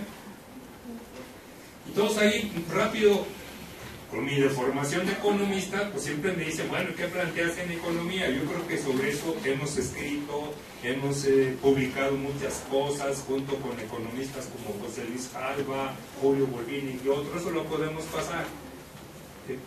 Pasa a la siguiente. Y me voy a Zacatecas. Y decimos en Zacatecas también la revolución ciudadana es fundamental. Zacatecas le llamamos desarrollo del subdesarrollo. Este es un librito de Ruiz Mauro Marín, editorial Era, librito que salió a mediados de los años 60 y decía América Latina estaba y está viviendo desarrollo del subdesarrollo. Estamos reproduciendo el atraso. Eso lo decía este economista brasileño en los 60. Pero hoy en el siglo XXI, en América Latina y en México y en Zacatecas, tenemos desarrollo del subdesarrollo. Y en Zacatecas decimos, tenemos esas características: marginación, atraso, pobreza, 1.5 millones de habitantes, 900,000 pobres, 280,000 pobres alimentarios, 124,000 ninis y un déficit de 140,000 empleos. Pero hay que ponerle 70,000 migrantes de retorno que nos ha regresado Obama en los últimos 8 años. Y hay que tomar en cuenta a Obama, que está en una visita histórica. Es una visita histórica. ¿Cuándo habíamos pensado primero ver un presidente negro en Estados Unidos? Nunca habíamos pensado también un presidente indígena en Bolivia. Y un presidente guerrillero o exguerrillero en Uruguay. Y una expresidenta guerrillera en Brasil. Bueno, la visita de Obama en Cuba es histórica porque eso nos dice que el cambio en Cuba es irreversible y quizá ahora la van a abrir a Cuba por el mercado, no invadiéndola. Y no sabemos cuál es la estrategia para que esto se haga de la manera menos brutal. Pero el Obama nos engañó. Nos engañó porque nos dijo que iba a hacer una reforma migratoria. Y lo vino un negrito, buena onda, tenía una imagen progresista en Chicago y creíamos que era como San Martín de Porres. Y nada, se gastó toda la fuerza en la reforma de salud. Obama gastó toda la fuerza política porque el gran capital que se beneficiaba de la privatización de salud, en Estados Unidos no hay salud pública. En Estados Unidos se requiere tener su seguro. Hay clínicas para una emergencia, hay clínicas para los más pobres, pero no hay ISSSTE ni hay seguro social. Usted tiene que estar trabajando y tiene que estar cotizando. Y si no tiene eso, está arruinado efectivamente. Entonces, bueno, este tema, tenemos un déficit, faltan 140,000 empleos, pero hay que meterle 70,000 zacatecanos retornados que han llegado como consecuencia de la crisis. Y tenemos un gobernador tan ignorante como Peña Nieto, egresó de la misma universidad, una escuela panamericana, que no se requiere leer 3 libros para ser gobernador ni presidente. Y entonces él le ha apostado de que la inversión extranjera, el clúster minero, el clúster automotriz y el clúster turístico iban a ser la gran alternativa. La palabrita clúster viene de la teoría económica y significa concentración de empresas. Pero en el discurso oficial se escucha elegante. El clúster minero, el clúster automotriz, cuando la minería llegó sola. La minería llegó cuando Amalia, no por Amalia, llegó porque a nivel mundial se incrementaron los precios mundiales de los minerales por el crecimiento de China y por el crecimiento de la India. Y eso hizo que Perú, que Bolivia, que Ecuador, todos los países mineros, Sudáfrica, crecieran mucho. Y que las grandes corporaciones volvieran a llegar a todos esos lugares. Y fue como llegó Peñasquito aquí. Peñasquito inicialmente en Canadá era una empresa especuladora en la bolsa de valores. Y cuando se dio se dio cuenta que las acciones mineras cotizaban mucho, empezó a comprar minas en Canadá. Y fue otra empresa canadiense la que vino con satélite en el norte de Zacatecas, y por satélite descubrieron los mantos de oro. Y entonces le vendió como en 1.500 millones de dólares los derechos y los estudios. Y ahora tenemos ahí, total que bueno, está Peñasquito, está también Slim con una mina ahí en Salaverna, destruyendo un pueblo. cercano a donde son los compañeros ahí atrás, Juan y Toño Vera, o sea, destruyendo Salaverna precisamente para destruir el pueblo, que era una mina subterránea, y ahora ya la van a hacer a cielo abierto también. Entonces, esta gran minería, supuestamente Alonso, iba a ser la gran alternativa para el empleo. Todas las minas que hay ahorita, también el DIM tiene otra mina en Ojo Caliente, no generan más de 10,000 empleos. Y estos 10,000 empleos, la mayoría son empleos que vienen de fuera. Pero estas minas no van a estar más de 10 años. Y en este momento Peñasquito ha hecho un volcán de todo lo que está destruyendo 5 veces el tamaño del Estadio Azteca. Y toda la tierra la procesan con ácidos, está contaminada, contamina la tierra y contamina el agua. Y además requiere millones y millones de litros de agua para procesar los minerales que están muriendo. Y toda esa agua es un agua que va a ser irreversiblemente perdida y que contamina los mantos de agua. Lo otro, en 5 años y medio Alonso ha traído 24 maquiladoras de Asia. Y a cada maquiladora, unas más, otras menos, las subsidian con 20 millones de pesos en construcciones. Y son maquiladoras que van a crear 80, 100 empleos. Y el clúster del turismo, lo que ha significado, no solamente Alonso, yo creo en 40 años, la Corona en Zacatecas controla el 96% de todos los permisos de alcohol. Y la Corona controla todos los antros. En el centro histórico, y estamos dando una lucha ahorita porque quieren entregar el mercado Guasales a la cervecera, hay 140 antros y hay 4 bibliotecas. Y el municipio totalmente controlado por la Corona, y Alonso anunció en el mes de octubre que iban a convertir a Zacatecas en el mercado mundial de la cerveza. Es una tontería. La ciudad mundial de la cerveza es Múnich, que por eso tiene el festival en octubre de la cerveza, porque es una cultura de 2000 años en Alemania el beber cerveza. Y ahí se toman unas cervezas de 1 litro, 2 litros, 3 litros, con su salchicha y su mostaza ahorrada, porque es una cultura normal. Y aquí la cheve, bueno, es una forma de reventar. Pero lo triste es cómo la Corona en Zacatecas representa la cultura de la muerte. Y ahorita estamos dando esa lucha. De hecho, aquí voy a dejar unos volantes donde estamos denunciando ese intento de un monumento histórico como es el Mercado González Ortega, quererlo convertir en la cantina más grande de México. Pasamos a la siguiente. Y entonces ahí tenemos los datos de este gobierno. Este gobernador ha gastado 100,000 millones de pesos en 6 años y presume que ha gastado 30,000 millones en inversión pública. Pero los pequeños empresarios nos dicen que la mayor parte de los contratos se le han dado a su hermano Juan, a familiares, amigos y socios. Y el hermano rebasó a Raúl Salinas. Raúl Salinas fue conocido porque cobraba el 10% de todos los proyectos de contratos que él ayudaba a otorgar. El hermano del gobierno actual cobra el 20% y por adelantado de cualquier proyecto. Entonces, una familia de clase media con problemas financieros hoy se ha convertido en una de las familias multimillonarias con los contratos de gobierno del Estado y de los municipios.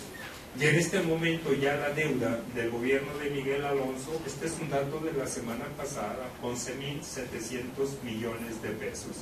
Y no va a tener dinero para pagar la nómina a una parte del magisterio que no está reconocida por la federación. Si pide los 1,300 millones de pesos de deuda adicional, va a terminar su gestión con una deuda cercana a los 15,000 millones de pesos. Esto en una economía raquítica. El Producto Interno Bruto de nuestro Estado no llega al 1% del PIB del país. El 84% de los zacatecanos es pobre o vulnerable. El 35% son trabajadores no remunerados. El 45% no tiene prestaciones. Somos el 5º estado en ruralidad y el primero en intensidad migratoria. Si no se hubieran ido de aquí estos 700,000 zacatecanos, tendríamos una situación tan explosiva como Guerrero o Oaxaca. Pero para bien o para mal, desde la revolución se empezó a dar un proceso muy fuerte de migración a los Estados Unidos, y luego con el programa Bracero ya muchos de nuestros familiares no regresaron y se quedaron allá. Y de los años 70, como sucedió en todo el país, fue una salida enorme que de los 70 al 2007 brincó de 800,000 a 12 millones de mexicanos en los Estados Unidos. El año pasado Zacatecas recibió 800 millones de dólares por remesas. Realmente la migración es el sector que le mete más recursos al Estado. Y a cambio no se le está dando nada, más que el 3x1, pero el 3x1, que son proyectos comunitarios, se financian también con remesas de los migrantes y con un aporte de los ayuntamientos al gobierno estatal y federal. Y ese es otro de los temas que los migrantes dicen: ¿a qué regresamos a Zacatecas? No hay empleo y ya la violencia está tan fuerte como en Tamaulipas, como en Chihuahua y como en Coahuila. Y lo que están haciendo los migrantes, llevándose a los abuelos. Antes los abuelos estaban aquí en los ranchos, los hijos mandaban su dinerito cada mes. Si tenían familiares, los familiares los cuidaban. Y si no, los conocidos de la comunidad mandaban su transferencia electrónica, recogían el cheque y cuidaban a los viejos que estaban ahí cuidando su huertita, su ganado. Llegaron los malosos, los del Golfo y especialmente los Zetas, empiezan a secuestrar migrantes, especialmente abuelos, y la reacción es: nos llevamos a los abuelos para Estados Unidos. Y se acaba uno de los motivos con los cuales los migrantes tenían la motivación, el incentivo para estar invirtiendo en nuestro Estado. Adelante. Estamos en el proceso electoral. Va a haber elecciones en 2 estados, incluidos Zacatecas, y para mí ya es el primer round del proceso electoral de la presidencia de la República. Y Fabio Beltrones quiere ganar las 2 elecciones para mostrarle al PRI y para mostrarle al gran capital que él sí es capaz, él y su equipo, de controlar el país. Que no es el niño ñoño de Peña Nieto que solo no puede tomar ninguna decisión. Y por eso ahorita aquí en Zacatecas hay una guerra desafortunada dentro del PRD. Dejaron de entrar un espriista, cuñado de Miguel Alonso, como candidato. Y en general se dice, la lucha va a ser entre el candidato de Morena, que es muy débil, pero que su big brother, Ricardo Monreal, es el que realmente lleva la campaña, y Tello, que es un candidato muy débil, que es el equipo de Alonso. Pero mi percepción es que el PRI no va a dejar que Zacatecas gane Morena, porque no quiere que Morena gane ninguna gubernatura. No conozco ninguna propuesta de David, no conozco ninguna propuesta de Tello. Sé las metidas de pata de Tello, como robarse trabajos de personas y publicarlas en el periódico como si fueran de ellos, que es grotesco. El eslogan de campaña de Tello es honradez y trabajo. No puede usted decir que es honrado cuando se roba el trabajo de una académica de Nuevo León y no tiene ningún empacho en ponerle su nombre. Ese es robo, es hurto, es plagio. Y cuando la investigadora le pide a nivel nacional que reconozca que plagiaron, y el tonto de Tello dice: bueno, yo lo autoricé en lo general, pero fue mi equipo el que lo publicó. Oiga, no somos niños. Bueno, entonces está el tema de las elecciones. No sé en qué otros, de donde vengan los compañeros de otros estados, pero mi percepción es que estamos en el primer round de las elecciones del 18. Y el PRI desde ahorita quiere ya tener asegurados los votos de cada estado. Zacatecas es un estado que tiene pocos votos, es un estado que es marginal. Si no fuera, dirían: déselo al PRD, hombre, déselo al Chucho, o sea, son nuestros aliados. Pero mi impresión es que varios del grupo directo de Salinas quiere ganarlas todas. Y aquí está la astucia entre Ricardo Monreal, que conoce perfectamente cómo funciona el PRI, y que conoce perfectamente al grupo del gobernador actual, porque 3 funcionarios de Ricardo Monreal fueron la columna del gobierno de Alonso, precisamente. Estaba Nale, estaba Roy Barragán y estaba Guillermo Huizar, y que ahora uno cambia de Contraloría, donde se supone que fiscalizaban, y lo mandan a cerrar las cuentas, porque es un desorden en las cuentas públicas que ahí se ven. Simplemente lo que yo digo al final: la oposición está dividida, fragmentada, tiene los mismos vicios oficiales. Da tristeza que ha venido el PG aquí y el PG no consultó a la gente de Morena para decir a quién quieren que sea el candidato. El PG dijo: el hermano de Ricardo es el bueno. Y entonces generó muchas contradicciones y sigue habiendo contradicciones. Y creo que no sé si el PG ya las neuronas no le funcionan igual, pero está cometiendo muchos vicios, desafortunadamente, que antes se le criticaban al PRI. Todos somos humanos, pero ya tanto tiempo en la grilla Este tipo de errores no pueden cometerse porque lo que generan es decepción y luego la gente dice todos, y a lo mejor esto nos lleva al abstencionismo. Entonces ahí pongo una pregunta como la película de Jack Nicholson de hace 30 años, estamos atrapados sin salida. Yo creo que hay salidas, adelante. Y entonces aquí están todas las, esta es la experiencia, en los años 70 aquí en Zacatecas, que era cuando andaba Toño, andaba Juan, la esposa de Juan, con los movimientos populares. Ahí estaban haciendo sus casas en las colonias populares.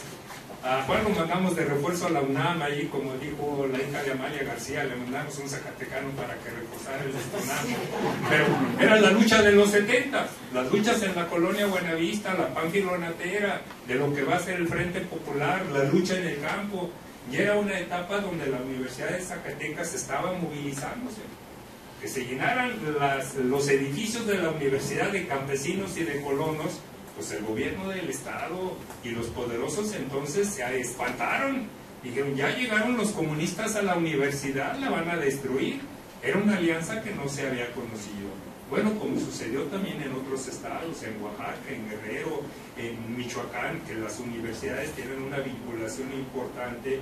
Y yo creo que desde allí fue que los universitarios de mi generación, Francisco estaba en el sindicato de los trabajadores, con la lideresa como Lucita y otra gente honesta, empezamos a tener este compromiso. Y la universidad se convirtió en un espacio de debate, un espacio de crítica. Y empezamos a tratar de construir cosas. Yo recuerdo que estábamos terminando la carrera y nos enfrentamos con el problema campesinos que ayudamos a que tuvieran la tierra, pero no saben cómo hacer los proyectos productivos. Cuidado, no estoy diciendo que no supieran sembrar, sino cómo hacer proyectos agroindustriales y cómo manejar cadenas de valor y cómo manejar la comercialización que sigue. Nosotros tampoco sabíamos. Y ahora tenemos 40 y tantos años aprendiendo y tratando de aprender junto con ellos y hacer estas cosas. Truenan las carteras vencidas. Y en el 93 llegan las uniones de crédito. Allá tenemos unos despachitos en economía y nos dicen, ya tronaron nuestras uniones de crédito. ¡Ayúdenos! Casi nos confundieron con el chapulín colorado. Estamos hablando del 93 y del sopetón. Ayúdenos a una propuesta de reestructuración así. Pues nosotros pedimos ayuda y nos ayudaron colegas de la UNAM, doctora Eugenia Correa, doctora Alicia Girón, Gregorio Vidal, Arturo Huerta, y desde el 93 tenemos una alianza ya de 23 años colaborando con ellos y ayudamos. Y fue un momento en que el Barzón puso más de 100 tractores en el centro histórico. El Barzón tomó la ciudad por más de una semana, junto con los universitarios. Y se logró hacer una propuesta de reestructuración. Luego sucedió que los dirigentes del Barzón se fueron de diputados federales, se fueron de senadores y se cayó el liderazgo porque no había relevos. Y algunos perdieron la cabeza porque repitiendo algunos de los vicios caudillistas y se separaron de su organización. Y se ha debilitado mucho la organización. Y es en ese escenario 2013-2016 donde hemos estado participando con el ingeniero Santos y lo que es el Frente Social con sindicatos y organizaciones, con 12 diputados progresistas, y hemos intentado hacer pequeñas propuestas de empleo, propuestas para el campo, propuestas de educación y propuestas de presupuesto. Y junto con ellos han estado trabajando mucho el tema de los braceros y nosotros hemos venido defendiendo con otras organizaciones también temas del centro histórico, como les digo, del mercado. El 14 hicimos un evento en el Congreso del fracaso del gobierno de Miguel Alonso. En agosto del año pasado hicimos una nueva evaluación y dijimos hay que crear un foro ciudadano para construir un proyecto para las próximas elecciones. Y nos metimos y hicimos 10 foros regionales. Y allá anduvimos colaborando, coordinando los 10 foros regionales para que las fuerzas progresistas tuvieran un proyecto de desarrollo económico y social distinto. Adelante. Y entonces finalmente terminamos ese proyecto, trabajamos a marchas forzadas y no éramos un equipo muy grande. Mucha gente de la universidad no quiere participar, está cansada, está aburrida. Está también ganada por el sistema. ¿Yo para qué me complico? Mucha gente se jubila, pero se jubila como desconectarse. Y quizá para conectarse con el video, con la computadora, pero negándose como ciudadano. Pero los diputados de oposición le echaron los kilos, el ingeniero y su equipo le echó los kilos, y a mí me tocó coordinar la parte universitaria, gente de diferentes unidades académicas, gente de gobierno que dijo, yo colaboro, pero que no aparezca mi nombre. Claro, porque los corren, los reprimen. Y terminamos, por vez primera en Zacatecas, antes de un proceso electoral, hay un proyecto que llamamos Proyecto Alternativo de Desarrollo Humano Integral. Documento de 206 hojas, documento técnicamente bien hecho. Lo poquito que hemos aprendido en 44 años junto con los demás colegas y las organizaciones, ahí está. Y nosotros pensábamos románticamente que en enero, que empezaba un poquito el preambiente electoral, la izquierda iba a llegar con su proyecto y iba a decir, por vez primera, aquí está un proyecto, vámonos a todas las regiones, vámonos a todos los sindicatos a que lo conozcan. Pero la burocracia del PRD deja que entre por la puerta de atrás el cuñado de Miguel Alonso, se polarizan y tienen mes y medio peleando a ver cuál va a ser el candidato. El ingeniero había tenido que hacer maroma y teatro, tuvo que irse a medianoche a traer un resumen de este proyecto en un cuadernito. Llegó con el cuadernito y nos dijeron, espérense, hasta que no se resuelva esto la semana que viene. Ya fueron 9 semanas. Y resulta que está el proyecto, pero no se puede dar a conocer porque están empantanados con esa definición. Pero ahí está. O sea, ahí está el folletito, pero ustedes pueden ver esta propuesta. Y decimos que es un aporte de todos los que estamos allí, pero eso nos debería dar confianza. Como un pequeño grupo de ciudadanos, académicos y no académicos, campesinos, profesores, pocos diputados, fuimos capaces de armar un proyecto alternativo. Perfectible, sí. Limitado, sí. Que puede tener errores, sí. Pero por vez primera hay un proyecto distinto. Y ahí estamos diciendo, se puede gobernar de otra manera. Y el empleo es prioridad. La alimentación es prioridad. La educación y la salud son prioridad. Fuera gastos suntuarios. Y hay propuestas tan importantes como lo que es un equipo de gabinete. Todos los funcionarios tienen que ser discutida su nominación en el Congreso. Tiene que haber independencia del Poder Judicial. Tiene que haber una transparencia permanente en todos los recursos. Es decir, hablamos de 25 ejes, pero hay 3 cosas que son fundamentales, y es esa precisamente. No vale poner al primo, al amigo, los pagos de campaña. Que sea gente eficiente, gente capaz y gente honesta. Ahora, con todo lo que han reprimido a los profesores con el examen de evaluación, ¿ustedes creen si le hubieran aplicado el examen de evaluación a Peña Nieto hubiera pasado? Tan sencillo como que los ciudadanos digamos, hay que hacer un mínimo de un examen, porque no es poco lo que van a manejar. Entonces fíjense, el doble rasero. A los profesores sí les hacen ese examen mañoso de cómo está formulado, casi para que por agotamiento no lo respondan. Y a quien está al frente del país, que es un ignorante, que es un inepto, no le aplican ningún examen. Eso demuestra lo mal que andamos.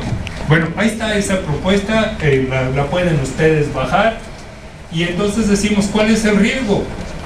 El riesgo sería que llegara un mal candidato, o el riesgo es que no se aplique, que caiga en el olvido. Y eso va a depender fundamentalmente de los ciudadanos. Y la opción, decimos que los ciudadanos nos convirtamos en un sujeto social, que conozcan la propuesta, que la critiquen, que la enriquezcan y que la hagan su agenda de lucha en el Congreso, en el gobierno y en los ayuntamientos. Adelante. Me gusta mucho la experiencia de Podemos en España, pero aprovechando que había movimientos de ciudadanos muy importantes por la vivienda, en contra de los desalojos, movimientos de jubilados y jubiladas y movimientos de ciudadanos por un mejor servicio de salud. Eso es muy importante. Estos movimientos en España les llamaban las mareas. Y estos movimientos tenían 3 años haciendo marchas todas las semanas en los hospitales, en las escuelas, en los sistemas de salud.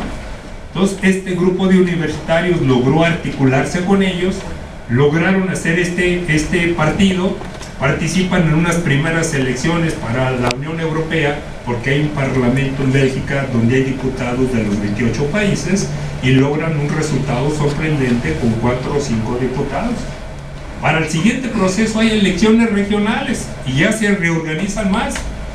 Y el año pasado ya hubo elecciones nacionales el 19 de diciembre y se convierten en la tercera fuerza nacional de España.